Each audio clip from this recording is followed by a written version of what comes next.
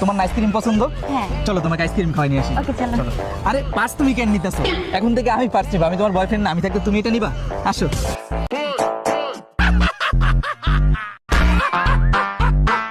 একটু ফোনটা ধরো তো, জুতার লেজ ছুটে গেছে। বাবা তোমার একটা কল আসছে কিন্তু দেখা যাচ্ছে না। আরে তোমার লক হচ্ছে 2224, চেক করো। আসো তোমাকে নিয়ে একটা সেলফি তুলি।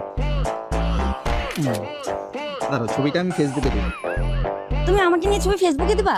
হ্যাঁ, ছবি ফেসবুকে আপলোডও দিব, পাশাপাশি সুন্দর করে স্টোরি দিয়ে তোমাকে মেনশন করে নিচে লিখে দিব মাই লাভ।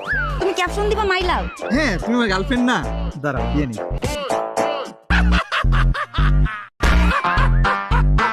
এই জায়গার লোকেশনটা না অনেক সুন্দর, তুমি একটা কাজ করো, তুমি দাঁড়াও, আমি তোমার কয়েকটা ছবি তুলে দিই। তুমি নিজে থেকে আমার ছবি তুলে দিতে যাচ্ছ? হ্যাঁ, লোকেশনটা সুন্দর, আমি তো ছবি তুলে দিব না? আর প্রত্যেকটা মেয়েই তো চায় তার বয়ফ্রেন্ড তার পার্সোনাল ফটোগ্রাফার হোক। দাঁড়াও।